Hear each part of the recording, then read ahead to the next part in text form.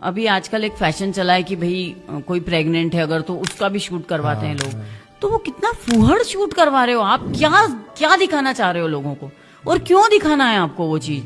आपको इतना बड़ा पेट क्यों दिखाना है लोगों को? ये सब कितनी पर्सनल चीजें हैं ना। भगवान ने कितना सुंदर बनाया है नारी को, उसको प्रकृति की रचना करनी है, संसार को आगे बढ़ाना है, और आप उसको ऐसा तमाशा करके दिखा रहे हो। क्यों दिखा रहे हो आप? भगवान ने आदमी और महिला इन दोनों के एक अलग जिम्मेदारियां तय की हुई है, तो हमको इस प्रकृति को आगे ले जाना है। अगर हम हर चीज में सोचेंगे महिलाएं कि नहीं हमको आदमी की बराबरी करनी है, तो फिर कहाँ जाएगा ये समाज? अगर आप किसी डांस में या डिस्को में जाते हैं तो वहाँ पे कपल एंट्री क्यों होती है? क्योंकि अगर महिला एक आदमी के साथ रहेगी तो वहाँ पे नॉनसेंस होने के चांसेस नहीं है। अगर महिला ही नॉनसेंस करने लगेगी तो फिर ये समाज कैसे चलेगा?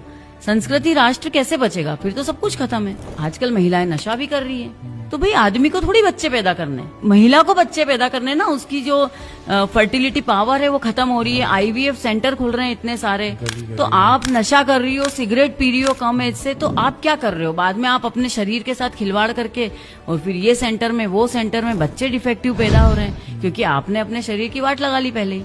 आपको तो आदमियों से बराबरी करनी थी। जब तक आदमी 1 लाख रुपए कमा रहा है और अपन 10,000 रुपए कमा रहे हैं तो हम उस आदमी से शादी कर सकते हैं। अरे भाई लड़की अगर 1 लाख रुपए कमा रही है और लड़का 10,000, तो भी शादी करो, बराबरी करो ना। फिर फर्क क्यों पड़ना चाहिए? जहाँ आपका बेनिफिट है वहाँ आपको आदमियों से बराबरी करनी है, और जहाँ आपको लग रहा है नहीं नहीं ऐसा कैसे, आदमी को ज्यादा कमाना चाहिए, क्यों? उसमें भी तो वो आप रखो ना बराबरी। अब जैसे एक कार्यक्रम में थे हम लोग, तो एक प्रोफेसर साहब कहीं से बड़े खड़े होके बोले मेरी बेटी भी 1 लाख रुपए कमाती है और मेरा दामाद भी 1 लाख रुपए महीने कमाता है, पर मेरी बेटी रोटी बनाती है, मेरा दामाद रोटी नहीं बनाता है। तो ये सब चीजें क्या कर रही है? मैंने फिर खड़े होकर उनको जवाब दिया, मैंने कहा कल को आप बोलोगे कि दोनों एक जितना कमाते, मेरा दामाद प्रेग्नेंट होएगा, बेटी नहीं होगी।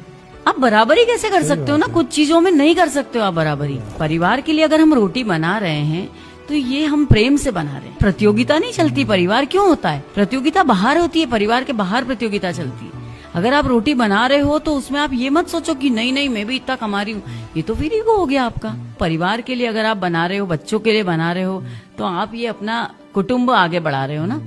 ये सब चीजें अगर पीछे से बैकग्राउंड से पेरेंट्स ही ये गलत सीख देने लगेंगे कि हाँ हाँ तू तो सही कर रही है, शादी मत करो बच्चे की। क्या है, 1 लाख रुपए महीना कमा रही है ना आपकी लड़की, रह लेगी आराम से। क्योंकि हम जब शादी करते हैं तो पूरे एक परिवार से शादी होती है, 2 परिवारों की शादी होती है। आपस में एक दूसरे को कितनी बार कॉम्प्रोमाइज करना पड़ता है, समझना पड़ता है। पति भी खिलाते हैं बना के, हमारे पति भी खिलाते हैं, शिमला मिर्च की सब्जी बनाते हैं, चाय बनाते हैं सुबह उठ के। तो ये सब चीजें प्रेम से होती है। हस्बैंड से भी मैं यही बोलूंगी कि अगर वाइफ की तबीयत खराब है या कुछ काम है तो आप लोग भी कभी उनकी हेल्प कीजिए। ऐसा नहीं है, पर ये कोई बाउंडेशन नहीं होनी चाहिए।